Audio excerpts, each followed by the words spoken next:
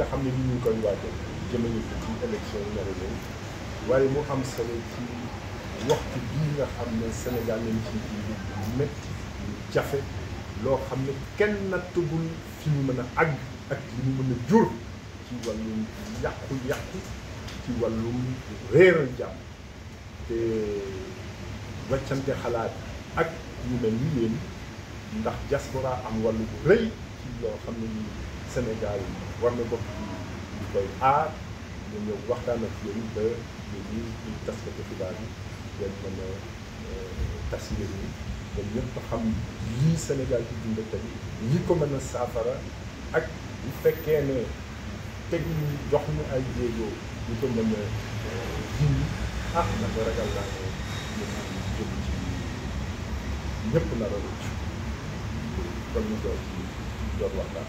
Lancé un mouvement composé de partis politiques, de mouvements citoyens, de personnalités remarquables.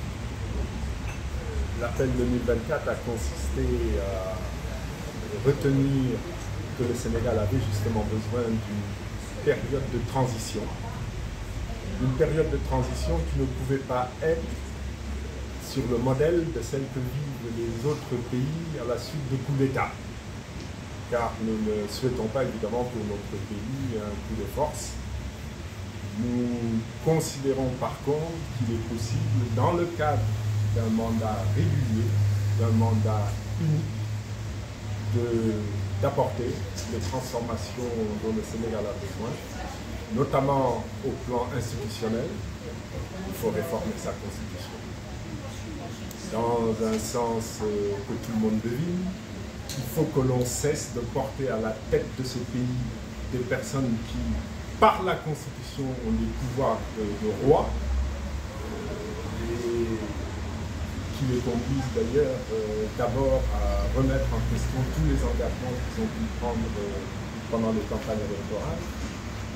Il faut que le prochain président de la République, le président de la République élu après le changement de cette Constitution, soit en mesure de rendre compte pendant même l'exercice de ses fonctions, y compris d'ailleurs celui qui aura été élu, parce qu'il y aura des dispositions particulières qui soumettront les mêmes exigences.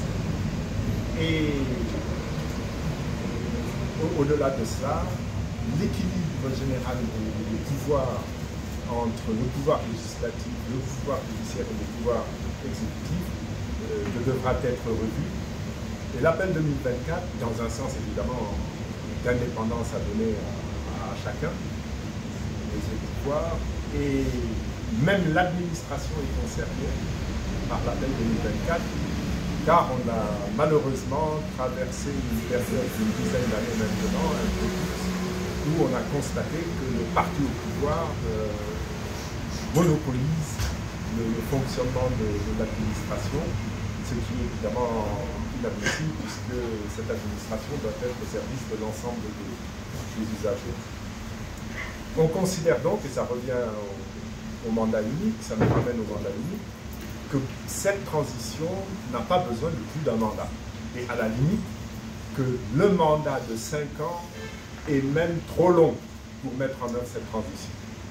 Dès lors que des travaux importants ont déjà été conduits, qui permettent d'avancer très très vite dans le sens que nous souhaitons. Je rappelle les conclusions des assises nationales et également celles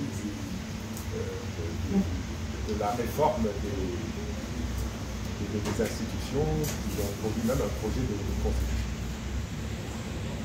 Mais au-delà de ce travail de rééquilibrage des institutions dans notre démocratie, ce qu'il en reste, il sera important de consacrer du temps à la restauration des fondamentaux économiques de notre pays.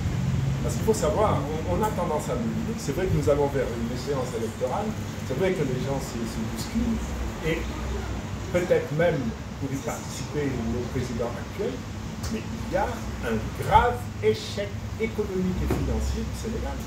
Le Sénégal aujourd'hui est contre un mur qui est constitué d'un déficit budgétaire excessif, dépassant les 6%, des chiffres limpide, hein, on dit 6%, mais il cache la réalité.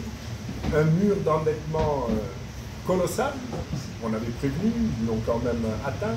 75% de la dette représente, 75% du PIB représente la dette actuelle. Et il n'y a plus de possibilité de financer une action normale du gouvernement. Et on nous fait miroiter le mirage du pétrole et du gaz. Et là, malheureusement, également, c'est pas demain que cette exploitation va démarrer. Et c'est pas surtout demain que l'exploitation va générer des revenus suffisants pour résoudre les problèmes qu'on nous laisse. On évoque une croissance, malgré toutes ces difficultés et ces contraintes objectives, une croissance à 2 chiffres, c'est du mensonge, c'est pas de la réalité. Ça ne correspond pas à la réalité actuelle, ça ne correspondra pas non plus à la réalité immédiate compte tenu de toutes ces contraintes que je viens de citer. Donc, une partie de ce mandat devra être également consacrée à la restauration des fondamentaux économiques.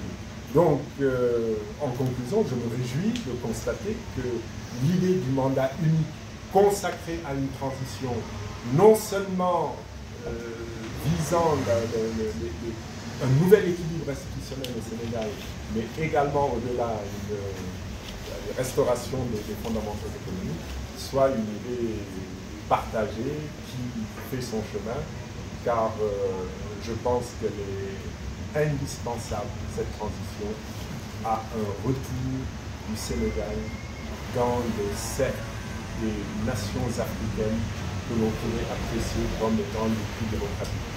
Il faut rattraper le recul démocratique. Le Mali est en train de prendre de l'avance. D'ailleurs, pour ceux qui ont eu à lire le projet de constitution du Mali, qui devrait être voté sous peu,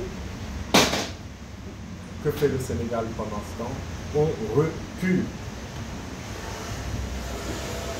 De munitions en provenance de Russie, je crois, et j'avoue ne pas avoir suffisamment d'éléments pour pouvoir porter une appréciation ferme sur cette question.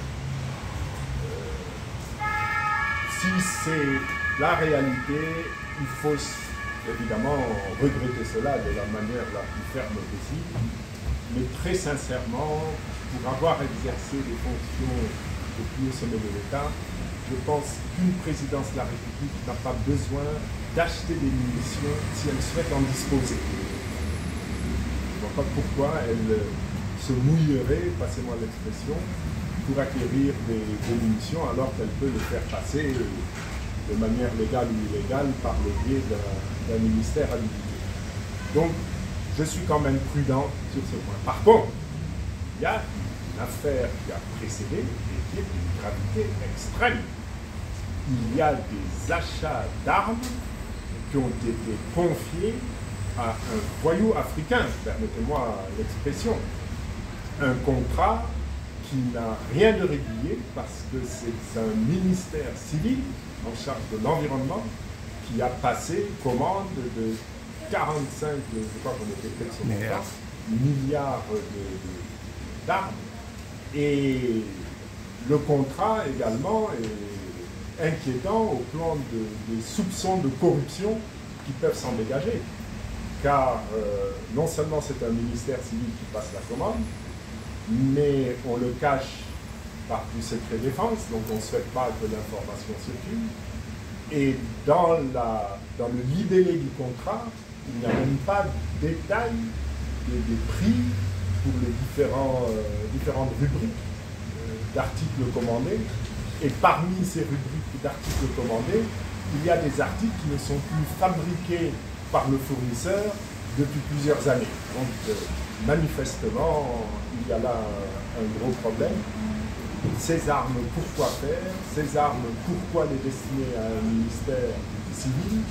Et pourquoi également passer par un voyou, réputé voyou, pour les acquérir? Alors, ont-elles été acquises? En réalité, ça serait extrêmement grave. Était-ce simplement un marché pour détourner de l'argent? Ça aussi, c'est extrêmement grave. Mais vous me direz que pour ce qui concerne les détournements, on est quand même un peu habitué maintenant au Sénégal. Mais dans les deux cas, cette affaire-là est quelque chose d'inadmissible. Et je n'ai pas encore vu, ce qui est encore plus grave, venant des autorités, des explications permettant d'atténuer la perception de gravité que j'en ai, que vous en avez.